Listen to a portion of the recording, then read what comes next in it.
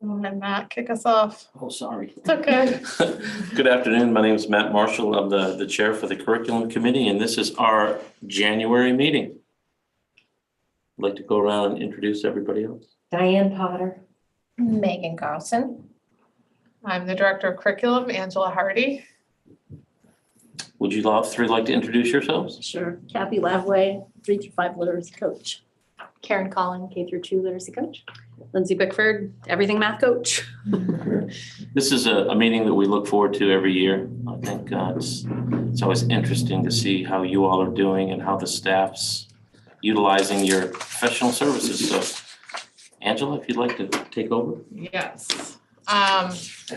So usually I provide you a few statistics based on the mid-year reports. And so I have that and we'll go over that. And then we'll start with kind of a opportunity to connect with our math coach.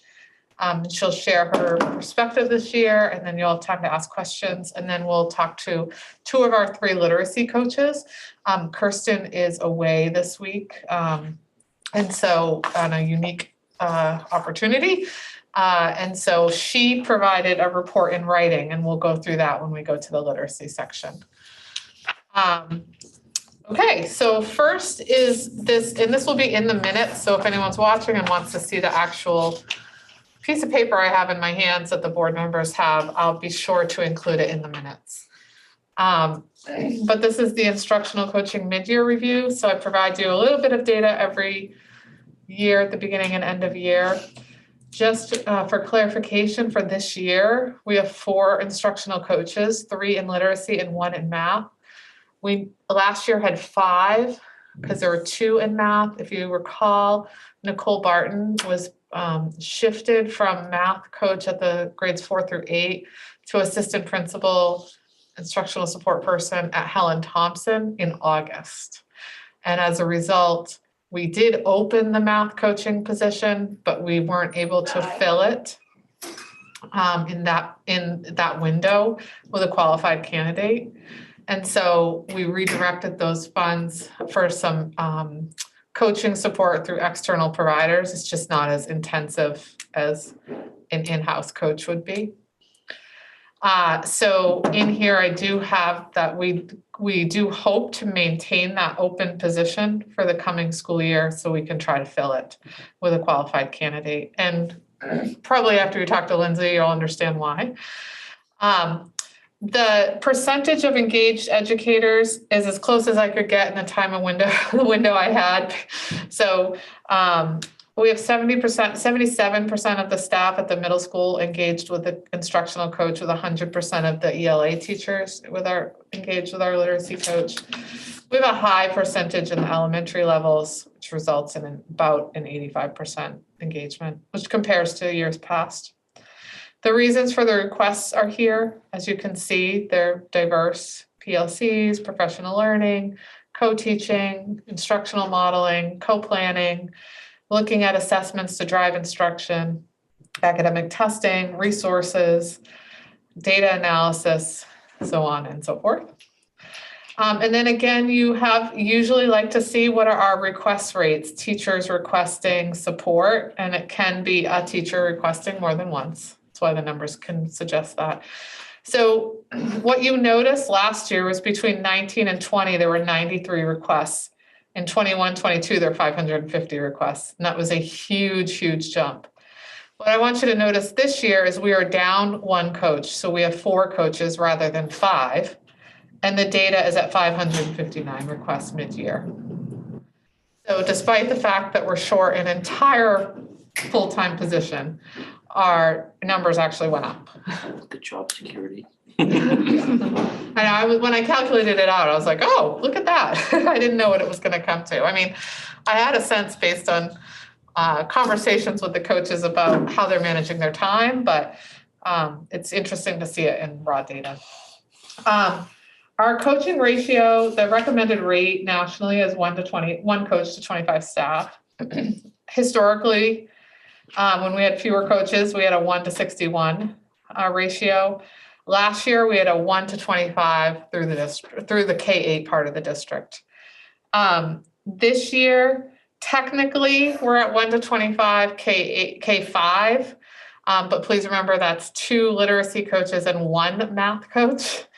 And then in the middle school, it's over 50 staff, partly because she's working much more than with teachers also. So that's why I just put plus rather than figuring it all out for one person. And if you look at frequency with the same teachers, you can see that we have just over 20 and close to 30 teachers that have checked in with a coach once or twice for some targeted moment of support. But we have almost 60 teachers that have been meeting with our coaches 5 times or more. So we really want to see teaching staff or instructional staff meeting with our coaches more than once, right? The more engagement you have, the more consistency that conversation that results in a more focused conversation, more focused thinking about teaching and learning, and a greater direct impact on student learning. Because remember, our coaches aren't here to fix teachers. Our coaches are here to help students learn and to work alongside a teacher in a collaborative partnership to think through what's working here, what can be more impactful or efficient, and what is the data telling us, and where are we getting hung up? And using their expertise, partnering with the teacher's expertise, they can usually come up with a collaborative solution that results in student growth. So that's the beauty of coaching. It's not an evaluation role at all. It's really, truly a partnership with a very focused approach to improving student learning. And then in the past, our professional development category has actually been quite extensive and long. This year, I gave the coaches a little bit of a break at the beginning of the year, where they usually provide tons of PD right at the beginning of the year. We rolled out some pretty new significant curriculum guides this year, and really revamped our MTSS, our student support system process. So I took a lot of that on with the administrative staff, and the coaches took it on in that supportive way, heavily behind the scenes.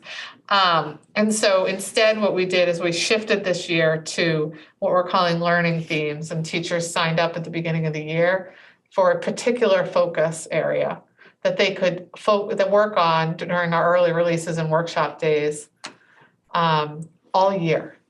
So it's not just a little of this and a little of that and a little of that all year long. Instead, it's one area that they feel like they're ready to grow in. So as you can see, these are just a few of the themes. There's many more themes because there's other people presenting as well, but the ones from our 4 coaches are here. And it results in more than 10 hours of direct learning time for the staff. Plus also a lot of what's happening is the staff are able to learn from this, like a workshop, and then go and apply it in their classroom and do some work around that, and then come back to the workshop and get like the next step. And so it creates a continuous learning thread all year. So that's really where they're spending a lot of their time, is like really thinking through all those hours of professional learning and how to build from the group and be responsive to what shows up. So the list is shorter, but the intensity is greater. So that's my viewpoint of our instructional coaching at the midpoint of the year. We are definitely not making the progress we would have made at middle school math with the team. They are a committed group of educators working really hard. They are in an ongoing year-long professional learning program with the high school math teachers, using staff from Maine Math and Science Alliance, and following up with some on-site coaching support, but it's equals to like 3 days, not 180 days. And so for what we've been able to commit to them, they're doing great work, but they just don't have the same level of support they had last year. I think we're all feeling it. Okay, so that's my part. So do you have questions about that before we turn it over? I know the best part is talking with them. You get to talk with me all the time. Is there, for a math coach, is it just not enough people applied or not enough people that It was do this? there's a lot more schools hiring math coaches now, including right around us. Brunswick hired 2 math coaches, literally like 5 days before we posted. Really good math coaches. A lot of people are stuck in their contracts in August. So leaving a signed contract is not something many people will do, to enter an opportunity at the last minute in the school year. If my memory serves me correct, did we actually, one of the math coaches applied for a job too, right? Was it? Yeah, so Nicole moved from the She's middle got a school different math to our job. assistant principal position. So Yeah, so. it was sort of like, our My own memory stinks, doing. but I do recall that. yeah, it was a great opportunity for Nicole and the district, but it created a lost opportunity in another area. Hi, Tony. Here's some stuff for you. If you want to, you don't have to sit right next to me if you don't want to. I'm not sick anymore, but. So, yeah, it was a lot of factors that just ended up not making the timing great. We also have a very specific expectation around our coaching. They have to have been a classroom teacher. They have to have a master's degree. We prefer the math coaching program from University of Maine at Farmington. It's one of the only programs around. And a background in student-centered coaching by Diane Sweeney. And to get someone in that it's a smaller pool of people who are really prepared for that level of coaching. But because we do that and we adhere to that, our coaching model is really consistent and coherent. So we took the hit and hopefully we can get the support again in the future. So we just went over this document, just so you know. And this is with 4 instead of 5 coaches mid-year. This one had 5 coaches, this is 4 coaches.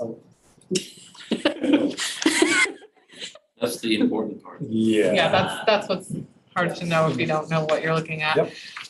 Okay, Lindsay is gonna leave a little bit early because she gets to pick up her young little boys. And so we're gonna start with math.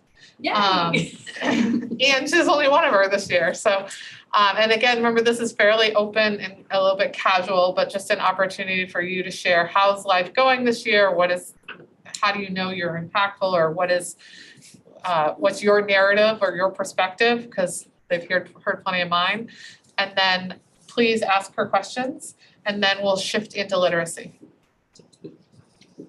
So last year I got my pal Nicole, and so that took some classrooms off my plate. So last year I just did HT, K3, and then I did LER, and I did K5 at Pittston. With Nicole leaving, I re-inherited Riverview. She is still working some with 4-5 at HT, so that's awesome because she's there. And there's been a lot of work this year with special educators as well around math.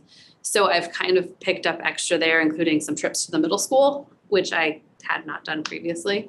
So I'm kind of feeling the effects, the effects. And I really wanted to reach out to middle school staff for the math and see if they need anything, but I just don't. If I did it and they came back and said yes, I wouldn't be able to do anything about it right now. There's nothing I can do. I had put out when we got back from Christmas and asked if anybody was up for a coaching cycle or needed anything. Within 10 minutes, I had 4 responses. And I am now up to, I can't remember, 6 or 7 coaching cycles that are starting in either started this week or will start next week. Which is a lot, because you meet 2 or 3 times a week with either in the classroom doing work Co-teaching. or planning, co-teaching and co-planning, and for each individual. And she's commuting across schools.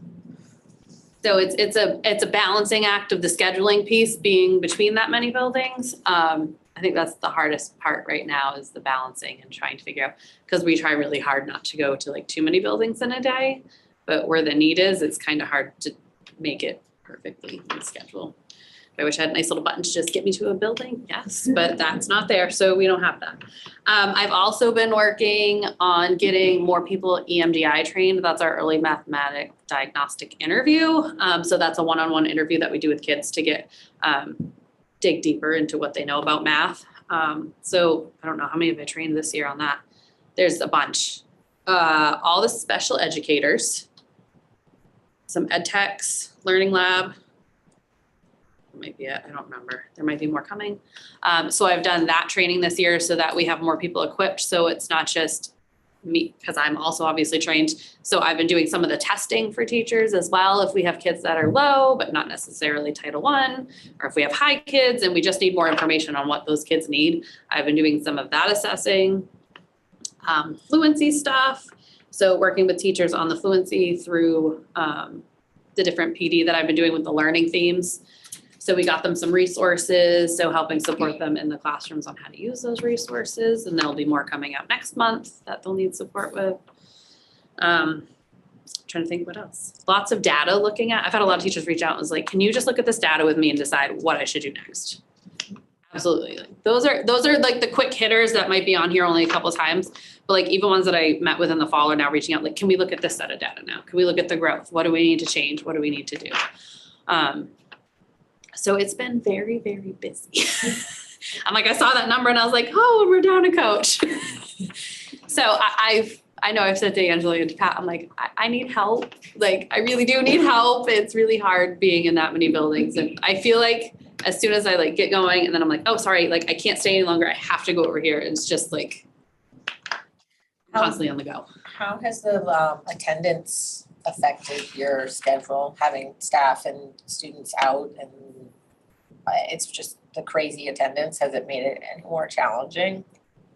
I really have. Like if teachers out or anything? They usually, most of our teachers are pretty good about email. Like if they're out, they'll tell us ahead of time. Sure. So I don't think, Sickness. I'm trying to think if that hasn't really been an issue for me, actually. More the long No. subs. I would think if they were out, you wouldn't work with them. Well, yeah, but if There's it's. usually someone in Yeah. line. Yeah, right. Somebody Yeah, I'm else like, can it's usually grab. the next Yeah, person right. down the line. Next. And one of the things, like I worked with a teacher and kids were struggling on something and we worked together and we went from like 4 kids passing to all but 3 kids passing. So Nice. that was really cool, like just co-teaching and getting the kids. You mentioned special educators. Is that something you hadn't really worked in the past? It was like hit or miss, whether or not it's like, did they reach out? But now every Tuesday, I should say, because every other Tuesday I am with the special educators for math at the middle school with Sarah Baldick. And then on the opposite Tuesdays, I'm with all the elementary special education teachers with Sarah Baldick, and we do like training or we look at math curriculum and like we're doing a lot of math.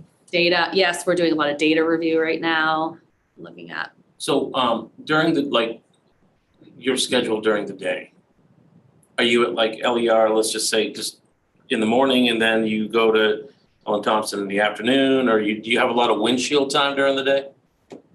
Or is there a specific school on specific days you stay at? Not necessarily. Right now with coaching cycles getting going, I know I'm in one building every morning for the entire week. But then I'll jet over because then I have to go co-teach a lesson at like another building. And then, Right. so it's a lot of, I'm like, my office is here, but I'm rarely here. Right. And when I walk by, they're like, oh, it's the Flash, there she goes. So is there any way, and I'm sure, Angela, you're probably all over this, but is there any way, it's like a bus route, right? I mean, is your day economical for you? I mean, do you feel like your time is spent exactly where it needs to be, vice on the road? It all Going to depends and on my from. scheduling and like who's requesting. So like I try to do, like if I have a bunch of stuff at LER, I try to do it boom, boom, boom, back to back, make sure they're all on the same day. Right.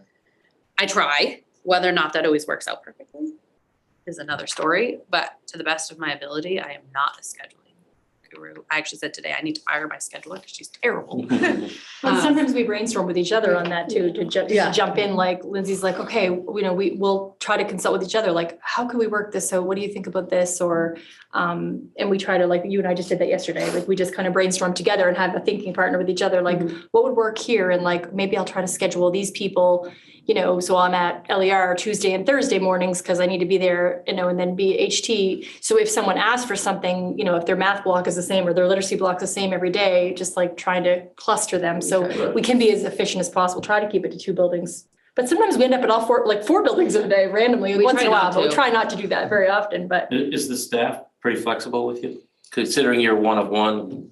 Yeah, most of the time they will send back and they're like, whatever works for your schedule. That's kind of my. But then I'm back and I'm like, but you only have preps at certain times. So like, even though I'm not, I think we're flexible in different places. So I just try to make it work the best I can. Like we're trying. I hate taking preps and stuff, but it is what it is if we need to meet.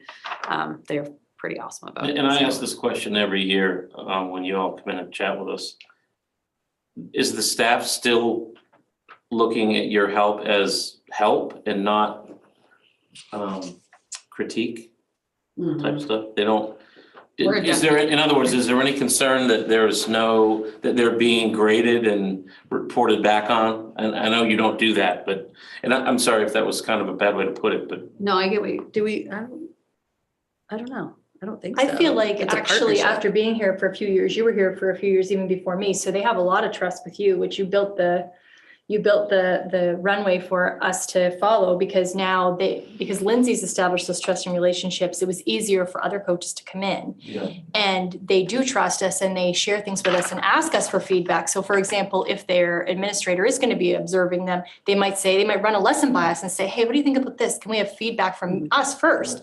Because maybe they're going to be being observed, from the administrator. So they want feedback on a lesson or what about this group or, those kind of things. So I feel like they The feel pretty increase in numbers comfortable. reflect that, actually. Yeah, yep. Yeah, I they would share a agree. lot with us too. Like they're pretty open with us. And if there's anything like we're questioning, we're like, well, is it okay? Are you comfortable if we like talk to administrator about this? Because like, I don't know. And they'll either tell us yes or no. And if it's no, then it's no. And we don't talk to administrator about it. But some of the things like they might bring up, I'm like, well, I can't fix that, but we can have a discussion. Would you say that, and because I don't know for sure, would you say that you're getting more requests from because we've had quite a turnover from our brand new staff, or do you still feel like it's balanced between veteran and new staff? I'm thinking in my head. Yeah, I'm like, because then you can answer without outing anyone.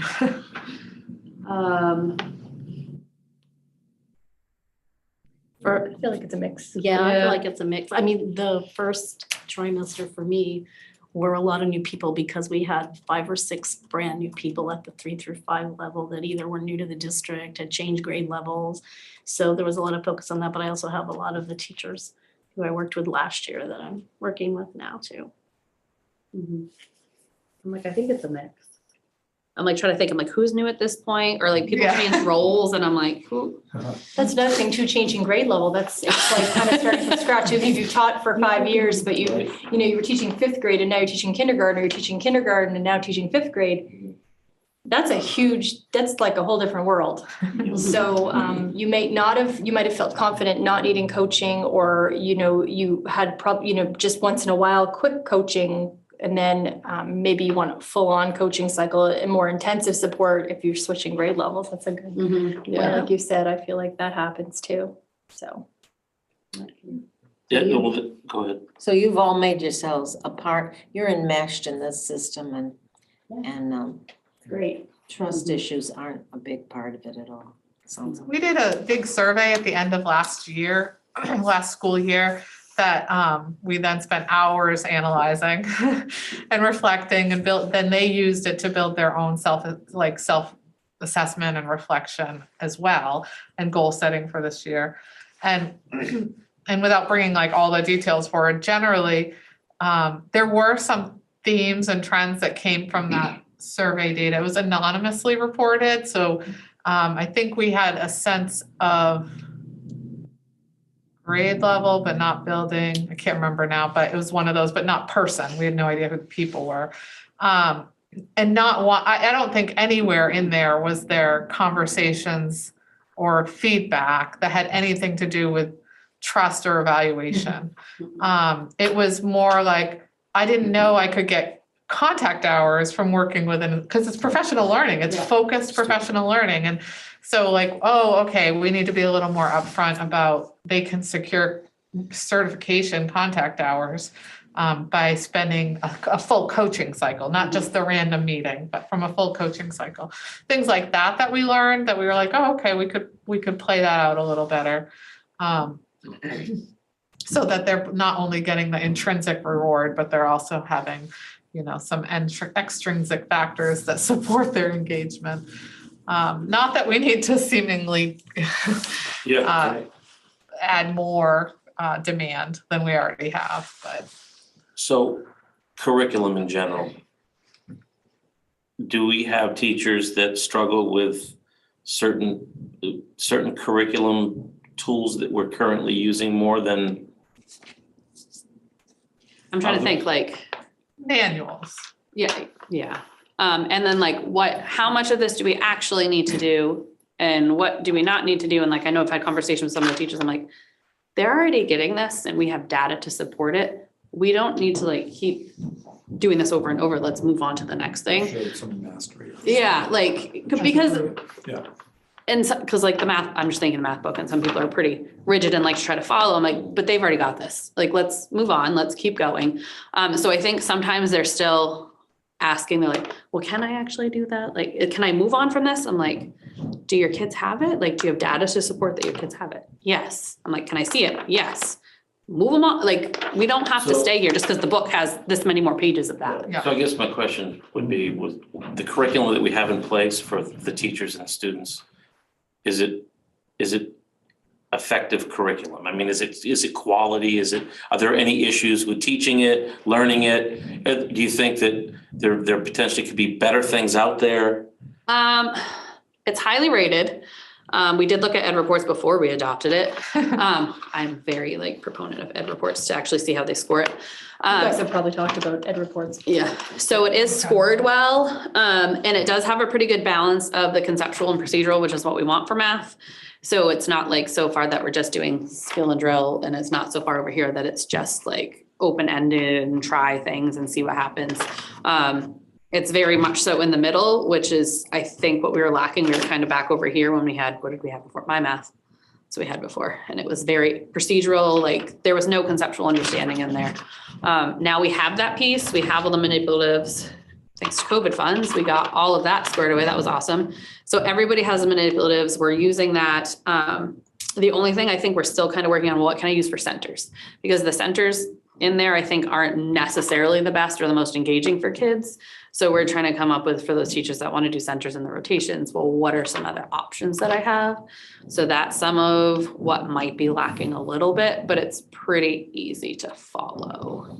It really is just that knowing when to skip things, when you really need to hone in, but they're really good about asking. If they're like questioning, they'll send me an email and ask if they're like, can I skip this? Or Our literacy curriculum is the same.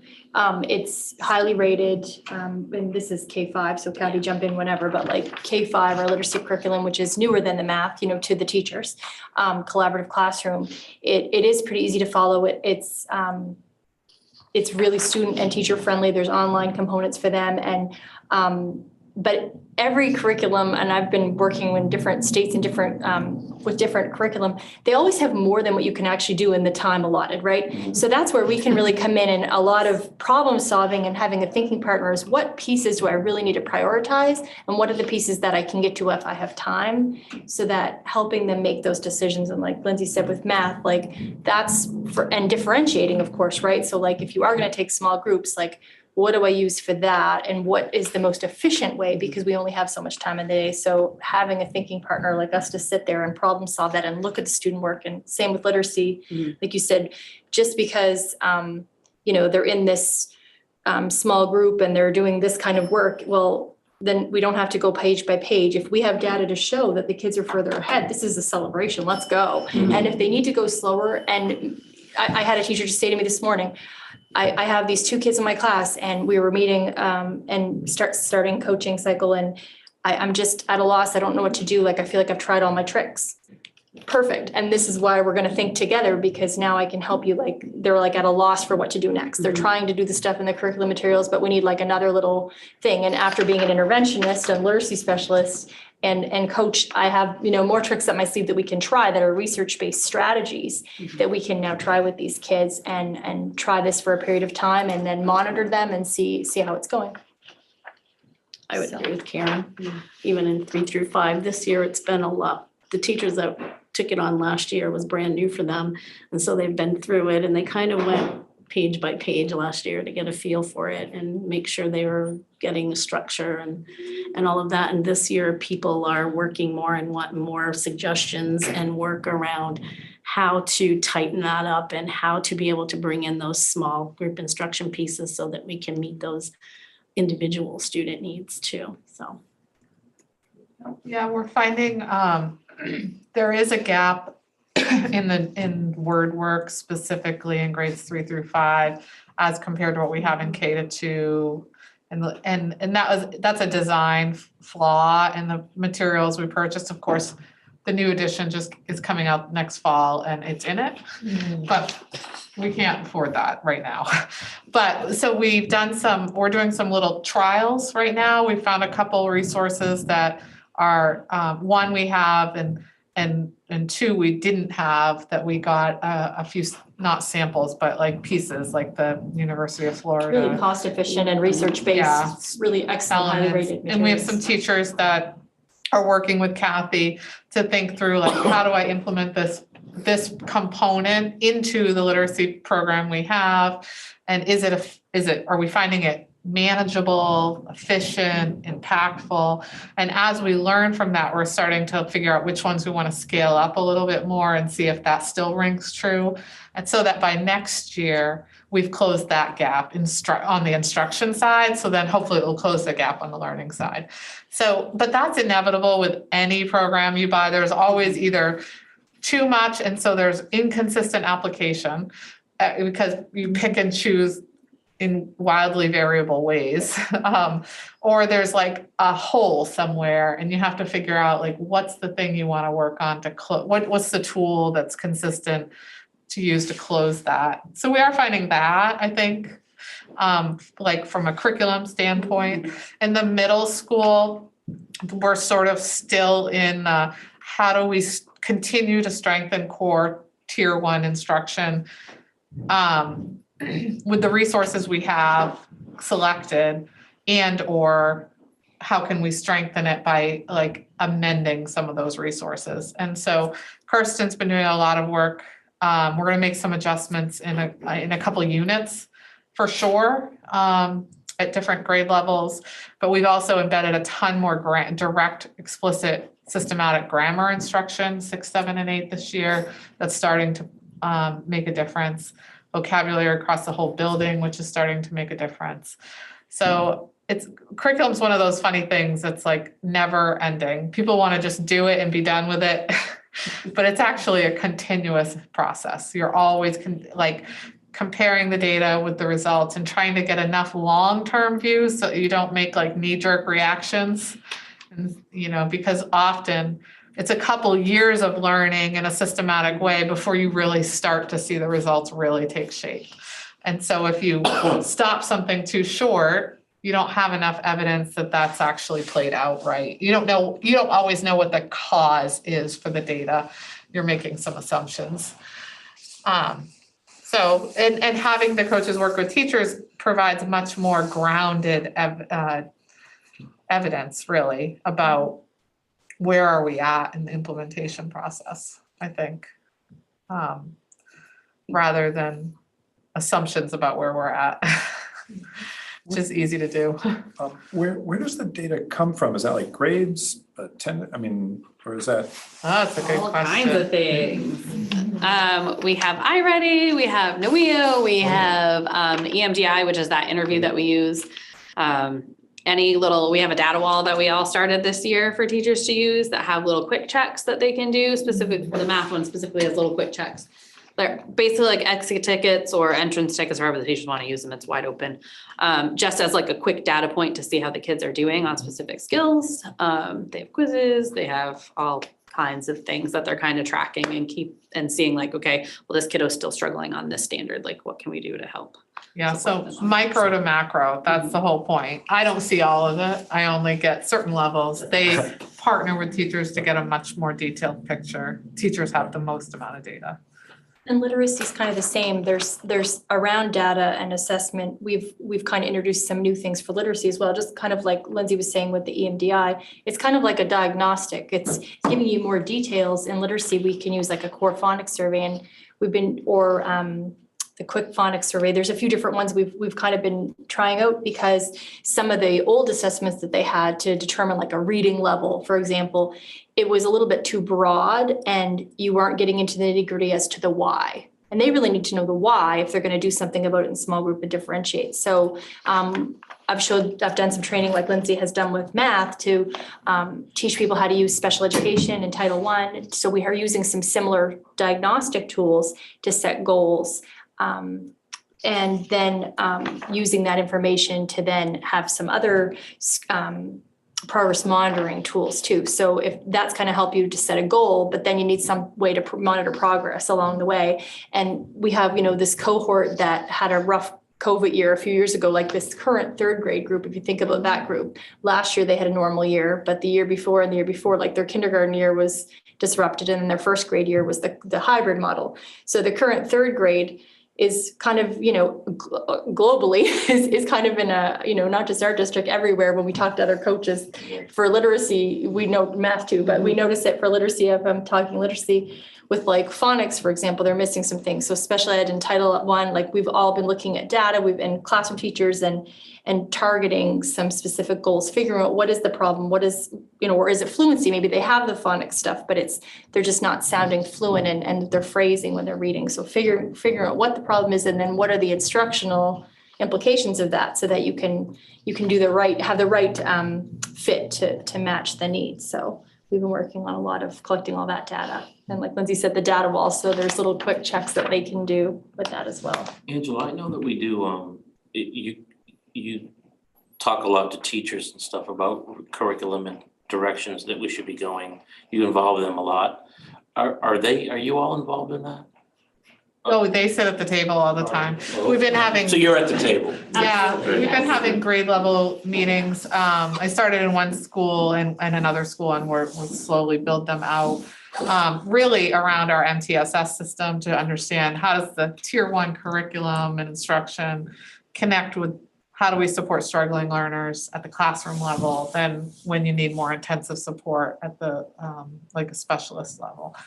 And so it's a system, right? It all feeds into, you pull on one string, it pulls on 25 others. And so there is a lot of that I would say the most challenging this year is understanding this structured tiered system of support. It's not that we haven't been doing it, we have, but doing it in such a system-wide, systematic way is a growth area for us. And what it does is it keeps creating ripples in the core curriculum, right? It's like, the question is, does 80% of your class have this? Well, you have to know that answer to know if this child is an outlier or not, And so you really have to have like ongoing monitoring of your own classroom data against very clear indicators of performance to know, is this the norm or is this not the norm? And then we can go from there, especially because we have a couple of grade levels. Like there is a second grade group too that's like off the typical second grade norm. So that one's really important. Like let's look at the whole class and understand where this child might be low, but is the child really low compared to their peers? Or so is it something we actually need to do in the whole classroom, or is the support at a small group level, or is really the support at a one-on-one level? And those are tough things to kind of process and think about. Teachers are always crunched for time. So You have to go. I'm like, if anybody has a question for me before I have to go get my kids, you can email me. Thank you for everything. I think also like holistically, at least at the elementary level, they, you know, having a joy of learning is really the most critical aspect. They want kids to love school and learning. And learning new materials and curriculum and new assessments and new procedures sometimes detracts a teacher from that sense of joy and learning. So one of the things like I have to work on is figuring out how to put this year's work in perspective of the bigger picture, which is the better we get at strategic, targeted, systematic instruction at that core level universally for all kids. As we get stronger there and stronger at helping those struggling learners, which we have a history of trying really hard but not actually producing results, universally produce results on some students, getting so much better there that then we can take all this disparate ELA, math, science, social studies, and start thinking about, okay, how can we create a more cohesive experience again? How can we, teachers really love, because they spend all day with these kids. They really love at the elementary level, like having that day feel like it flows right from one into the other and not go from like math to literacy to science. To, you know, they really kind of almost like a theme-based learning, but with real intention, right? And I think we can get there. I think that was when we did a visioning exercise for literacy a couple of years ago, that was something that came out. To get to that point again, we've got to recalibrate a little. And that's where we're kind of at that recalibration stage right now. And I think then we'll get to that point, which, you know, given where we've been, what we've been through over the last few years, I don't think that that's abnormal. But let's get back to you. I want to make sure you have some additional literacy, and I want to make sure we share Kirsten's notes too.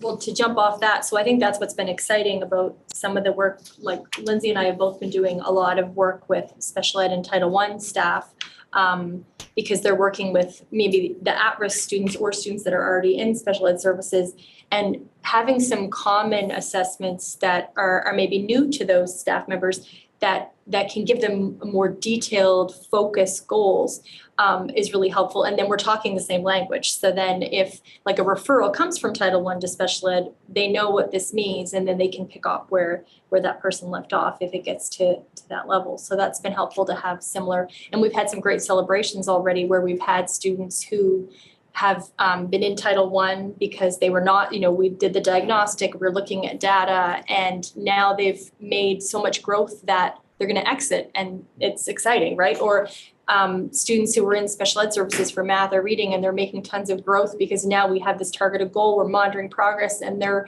going to exit. So this is exciting. So there's been lots of that, which is like really exciting to see.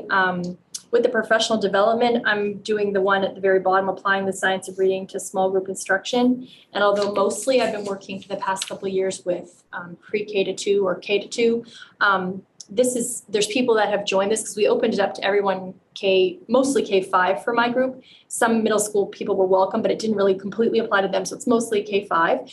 And I have a lot of 3, 4, 5 teachers that chose this. It was totally optional. They could choose whatever one they wanted. There's a lot more, as Angela said, but these are the ones that we can speak to that we're doing. I have over 30 people across the district that joined my group for this. And because there's been a lot of science of reading stuff in the media and stuff, and people are like curious, and if they've been in the field for a while, they want to know more. And so we've been doing a lot of work around that. And I have special education teachers in there. I have the Title I teachers in there. I have people who have been teaching for a long time and brand new people. And so it's really exciting. And we've been talking about some of these things that we've been talking all along about assessment, about targeted goals, about just how to differentiate and use what we already have for curriculum, but then we may need to tweak that or do an additional group or use other materials, and what would that look like, and what are the strategies, and also the routine of that, because it's like a recipe. If you follow the same thing, then you know that you've done this, like these 5 steps, and this is what's going to accelerate the progress. So we've gone over a lot of that. So that's actually been a jumping off point for some of my coaching to work with some of these teachers, not necessarily a full coaching cycle, but because they've been working with me in this professional development setting, they might reach out to me and say, oh, well, if you're at Pittston, can you come see me? You know, because I have these students that it's, you know, we learned about this in the professional development, and now I want to try this out, or can you come look at these kids? And so it's really relevant directly to the work we were learning in there. Also, I've been doing a lot of work with PLCs, or like the teams. So like a first grade cohort all in one building, or a kindergarten cohort, and meeting with them as a whole team together. And sometimes that's really efficient because, like Lindsay also shared, looking a lot of data meetings, like look at this data, what is this telling me? Where should I go next with this? I think I know for this group, but what about this group? And sometimes it's enrichment as well. It's not just always the kids that are struggling, or like Angela was saying, if 80% of my class have this, should I keep doing this or should I move on to something else? Or, oh, I know this is what I should be teaching, this standard, because it's a second grade, for example, but actually 80% of my class doesn't have this. So we're going to look back on the progression and figure out, okay, well, this is where we need to go first before they're ready to do this. And knowing that and being able to have the strategies, because it's not in your manual, you're looking at second grade manual. So we need to now know what comes before this. So planning, doing a lot of planning meetings with the whole team. And then sometimes that turns into one-on-one with individual teachers, but it's efficient I've been enjoying going to and sometimes people that maybe don't necessarily reach out, at least I'm making contact with them in that group situation. So it's. Yeah, and maybe something somebody says will, you know. Yeah, yep. So that's been really exciting this year. What else? And then building relationships with some new people. There's like lots of new staff again this year, which is exciting. I'm mentoring 2 people. So, you know, having a mentor that sometimes is also, you know, it kind of overlaps with coaching a little bit in some ways, or we're doing a mentoring thing, but then I said, oh, well, I can offer, these are some things that I can do as a coach as well. So it gives me more opportunities to get in and work with people.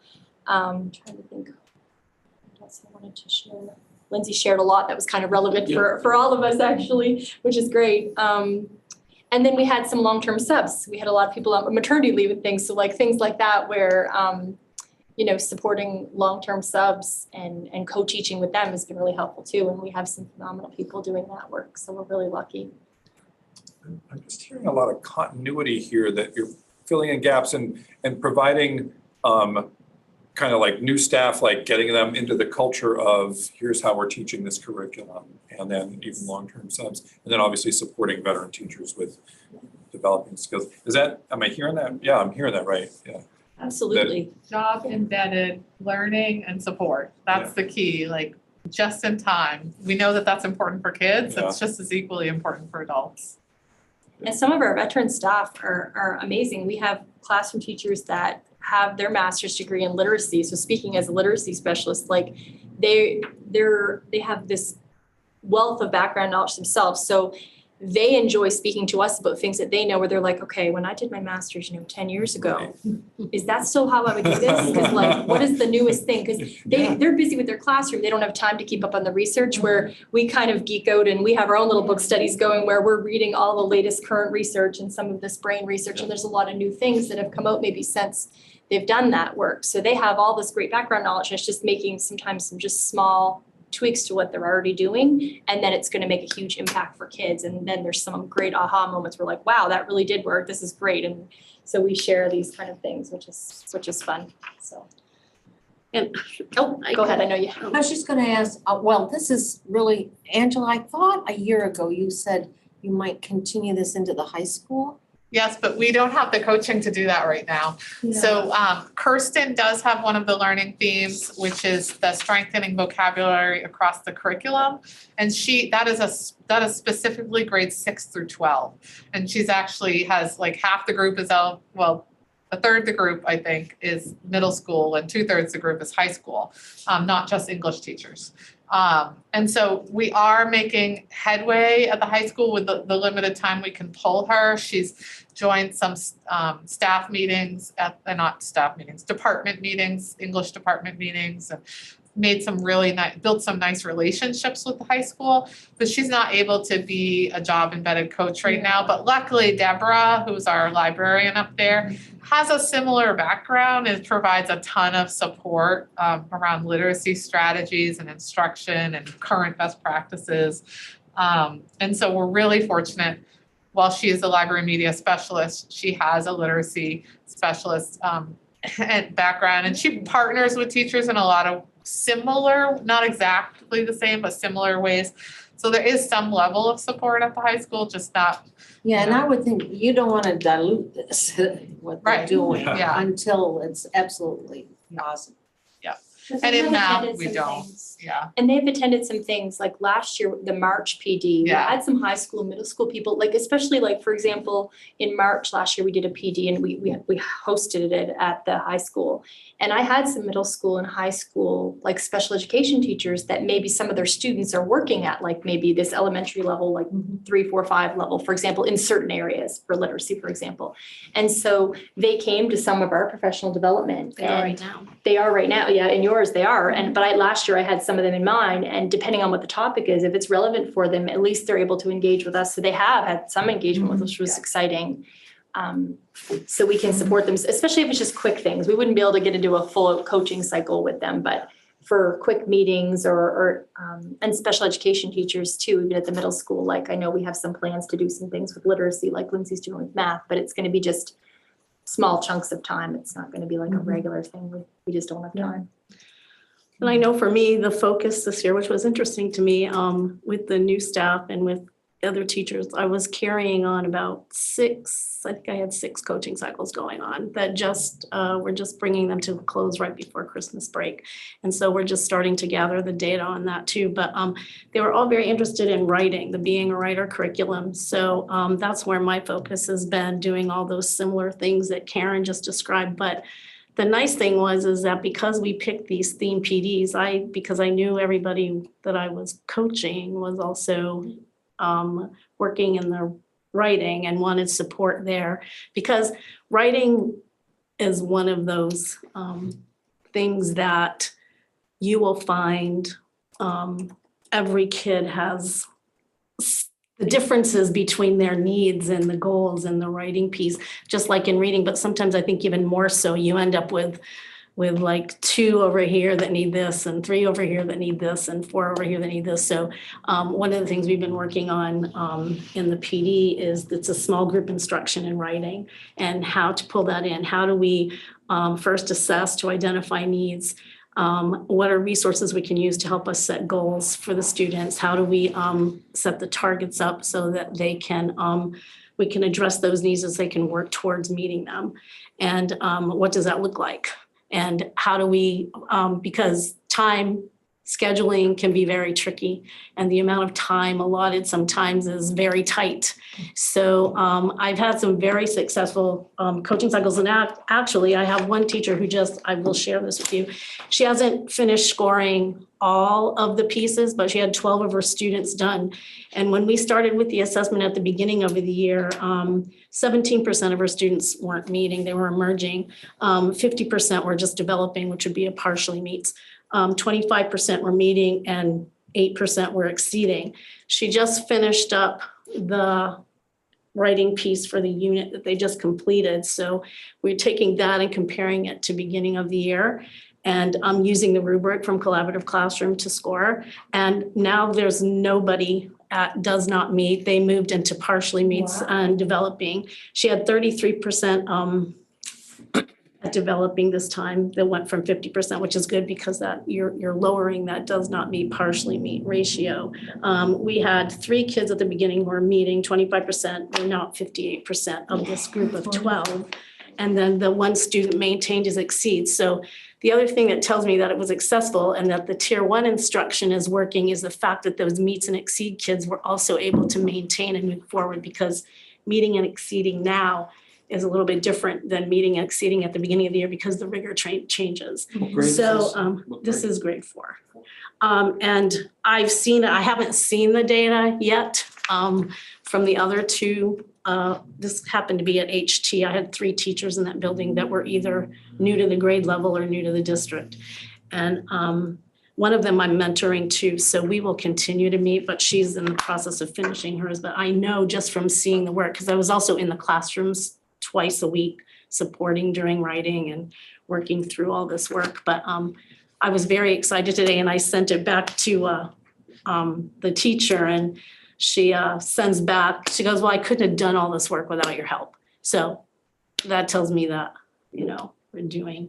we're working, so. So fourth grade, is that one of the grades that were challenged just due to COVID, learning loss type stuff? Well, I mean, every grade was, and it's so interesting because writing is one of our points where we have the least amount of data right now. So we'll build that out locally, but I didn't want to add too much at once. These poor Right. teachers, so it's a lot to handle. So Asking for it. this they year, have, they have processes in their classroom to secure like beginning of the unit data, end of the unit data. So they can see that growth. And we would, if they're becoming strong in writing, it's going to influence their reading scores. It just is. They're just such reciprocal processes that they do influence each other. Yeah. From K all the way up, Yeah. it makes such a huge difference. Yeah, and we have, I mean, grades 3, 4, 5 has always been this like, we have some of the best teachers in those grade levels, and we still have some of persistent challenges. So it's so exciting when you see that, because if you see that in one classroom, then you see it in another classroom, then another, it's going to incrementally change the dial for us at scale, which means each one of those learners that's making that level of progress is going to be better prepared for the next stage that they're going into, right?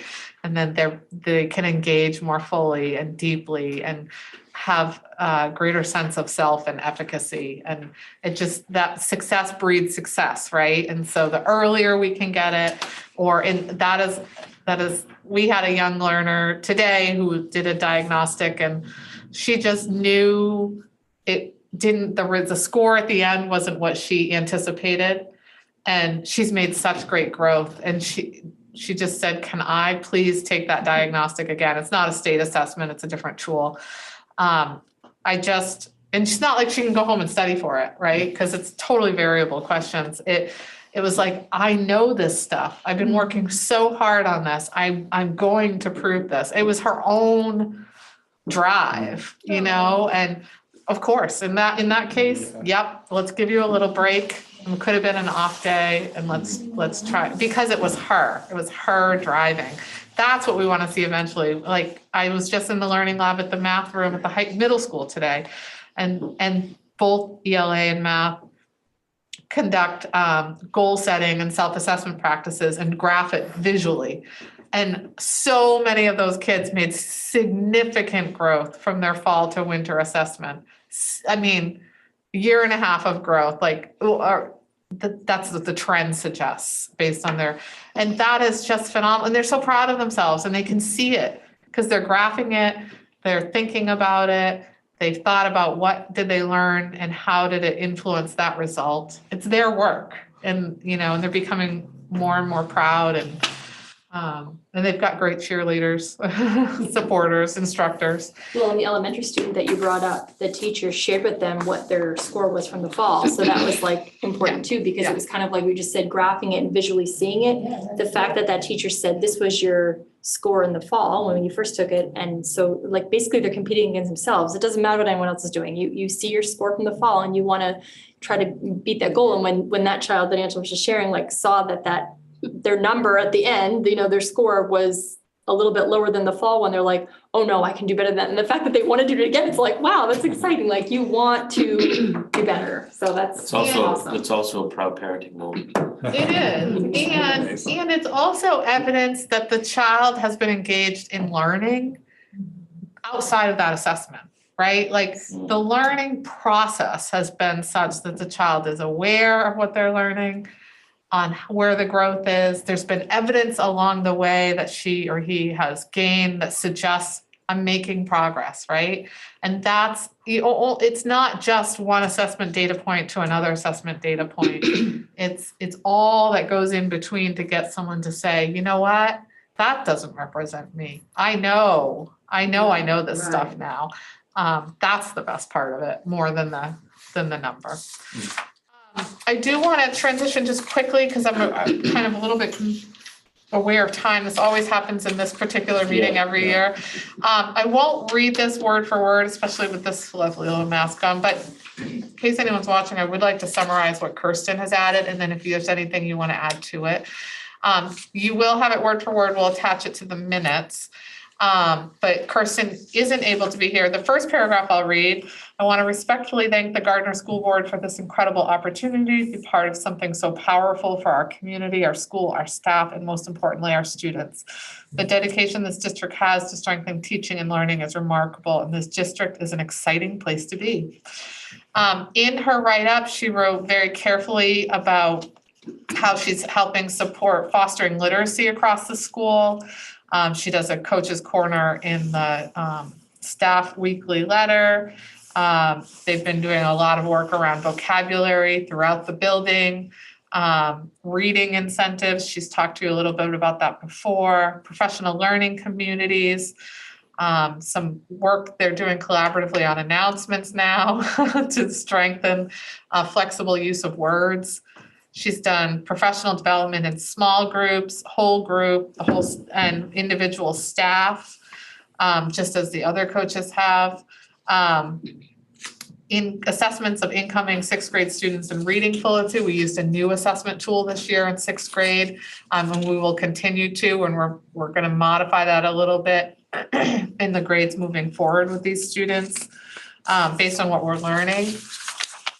Really, and it's very efficient. It's only a few minutes, the assessment, and then scoring it another amount of time. But we now have a middle school book room, which it's kind of, the books have been all over the place in different corners, and now we have a fully inventoried book room of text sets that are organized by genre and then categorized by challenge level, difficult, so that we can start really thinking about how to be strategic about that at the school level. And as she says, ensure our precious resources are managed responsibly. She is part of the discipline committee at the school, so she plays a broader role than only literacy. And as you can see, she's worked with a lot of different teachers across, almost all of our subject areas: ELA, social studies, science, special ed, learning lab, allied arts or specials, and ed techs. And she added a few pictures because I know how you like those. So this is one of their reading trees. This is the tree is painted on the wall in the cafeteria now, and it remains on the wall. Obviously, it's painted. And then each season, the leaves are added, and the winter reading tree are mittens that are added. And each mitten represents 150 pages read by students in the month of December. So there's lots and lots and lots of mittens there. It's very exciting. And every month there's kind of a new reading incentive school-wide. They have it all starts in the cafeteria and then moves out throughout the school in different ways. And then these circles that are throughout the school on the walls, they represent a book read by students and staff. Our goal is to have the circles go all the way around the school and back to the cafeteria by the end of the year. So not just pages, but books, and whatever that book is to a student at their level or staff, and to include staff in that. So, and there's a lot of other fun things that are started. She's part of the story walk a little bit up there and some other things. So, trying to think about infusing a life of love of literacy across the building in all that we do. It's part of her goal. All the visual stuff I really like because we should it takes a little while to get momentum going. And when kids can visually see how well they're doing and how close they're getting from point A to point B, I think it really helps. Yeah. And they're walking around the school and they're seeing it every day. Every day, everywhere you go. And now on announcements, they have a Wednesday puns day. I know it's a word, a synonym, and a pun. And somehow it all comes together in this silly little 3-person Joke. joke Yeah. thing that happens on the, it's new to me, but it's just another way to think flexibly about words, which is what we really want. Kirsten was clearly a middle school teacher, so she's got all the tricks for the middle school level. It's perfect. Yeah. Park it in there, It's fun. Yeah. That's awesome. Is there anything else you wanted to add? No, I think I was just gonna go back. The PD this year I thought was really powerful because doing that themed PD, like small group instruction and writing, and then working with teachers in the classroom through coaching cycles, they're able to take what we're doing here and bring it to the classroom. And I know that this time around when we meet, I've already asked this particular teacher and one of the other ones if I could use the evidence and the resources and the data that she's gathered that shows how this process works and how she worked through it. And so we're going to be doing that this time. And teachers will be bringing samples of their own students writing so that they can begin that process and take it back to their classrooms. So I think that's been a great learning curve for people, so. Yeah, I think so many times we go and we learn something and we get excited about it and we want to do something about it.